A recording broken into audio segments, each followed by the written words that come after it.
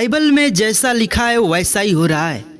आज से लगभग 3 साल पहले कुछ ऐसी बीमारी आई थी जो बहुत सारे लोगों के जान को ले ली, बहुत सारे लोगों की आत्माओं को नाश कर दी। मैं आपसे कहना चाहता हूँ, वो आत्मा आपका भी नाश परमेश्वर नहीं होना चाहता।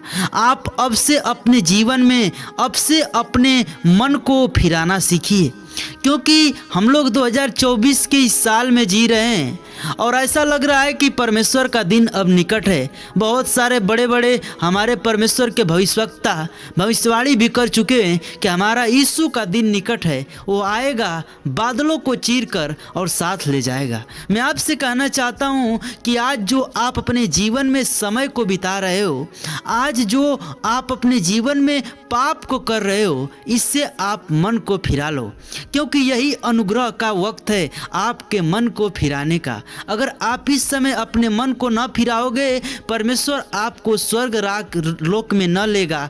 तो मैं आपसे कहता हूँ, आप मन को फिराना सीखो। लेकिन हम मन के फिराएं कैसे, हम अपने मन को कैसे परमेश्वर में लगाएं?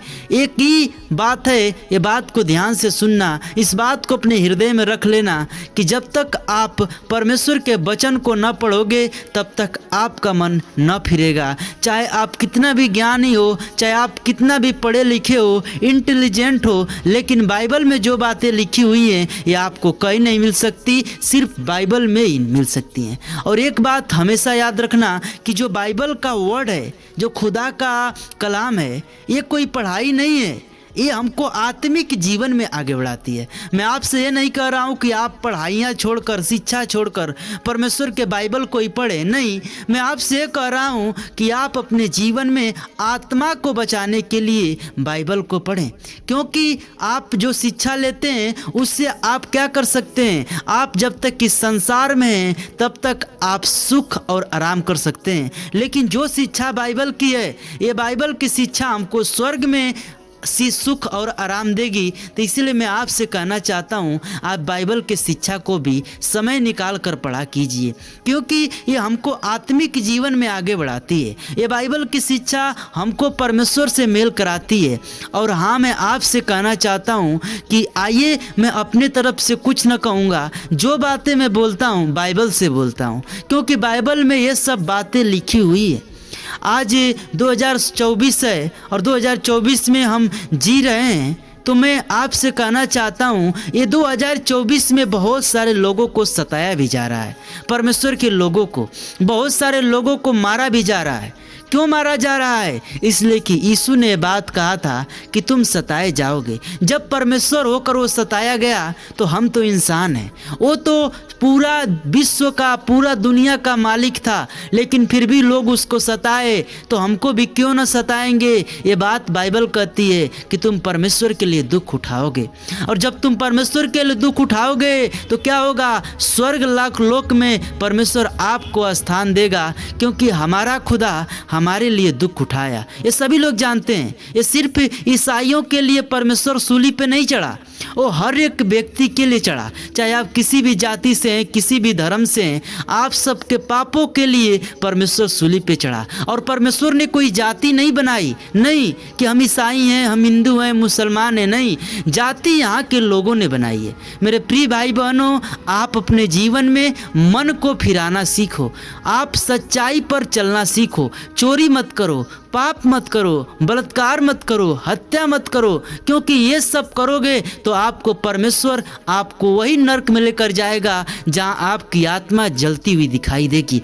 तो मैं आपसे कहना चाहता हूं, आप चाहे कुछ भी करो, सिर्फ पाप मत करो। परमेश्वर का यही मकसद है। आप चाहे कुछ भी करो, चोरी मत करो, आप गलत काम मत करो, आप सिर्फ सच्चे काम करो और अच्छे काम करो, बाइबल ये कहती है। लेकिन आइए हम लोग पढ़ेंगे फिलिपियों में 2:5 क्या लिखा हुआ है। क्या लिखा हुआ है कि जैसा मसीह का स्वभाव था वैसा भी तुम्हारा ही स्वभाव हो। हालेलुया।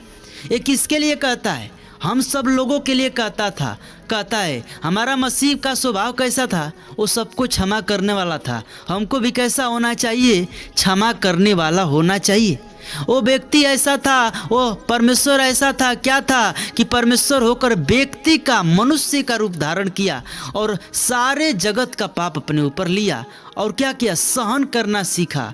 वो उसके अंदर सहनशीलता की भावना थी, तो हमारे अंदर भी कैसा भावना होना चाहिए? सहनशीलता का भावना होना चाहिए। और फिर 6वें में कहता है, जिसने परमेश्वर के स्वरूप में होकर भी परमेश्वर के तुल्य होने को अपने वश में रखने की वस्तु न समझा, हालेलुया, और अपने आप को ऐसा शून्य कर दिया और दास का स्वरूप धारण किया और मनुष्य की समानता में हो गया, हालेलुया। मैं जो बातें बताया हूँ वो परमेश्वर होकर क्या कहा? अपने आप को शून्य किया। तो आपको भी परमेश्वर के आगे शून्य करना पड़ेगा, आपको भी परमेश्वर के आगे झुकना पड़ेगा, तब परमेश्वर आपको ऊंचा करेगा। एक बात हमेशा याद रखना, आप जब भी ये चाहते हो कि मैं ऊंचा बनूं, तो आप झुकना सीखो, अपने आप को शून्य करना सीखो, परमेश्वर आपको ऊंचा बनाता जाएगा। और आपके अंदर अगर घमंड रहेगा, घमंड आ जाएगा, आप कभी अपने जीवन में ना तो बढ़ पाओगे और ना ही अपने जीवन में उस आशीष को पा पाओगे जो आशीष परमेश्वर आपको देने वाला है।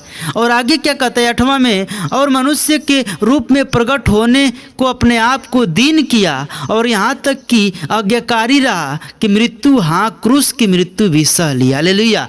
हमारा परमेश्वर क्या किया? क्रूस के मृत्यु को भी सह लिया, उतने दुख को भी सह लिया। किसके लिए? उसके लिए जो लोग उसको सूली पे टांग रहे थे, उन्हीं लोगों के लिए, हम ही लोगों के लिए। वो कोई और नहीं था, हमारी और आप ही के तरह लोग थे जो यीशु मसीह को क्या किए? सूली पे चढ़ाया। मेरे भाइयों, मेरे बहनों, लेकिन कहना चाहता हूँ कि इसी में 10वें में कहता है कि जो स्वर्ग में और पृथ्वी पर और पृथ्वी के नीचे, वे सब यीशु के नाम पर घुटना टेके, हालेलुया।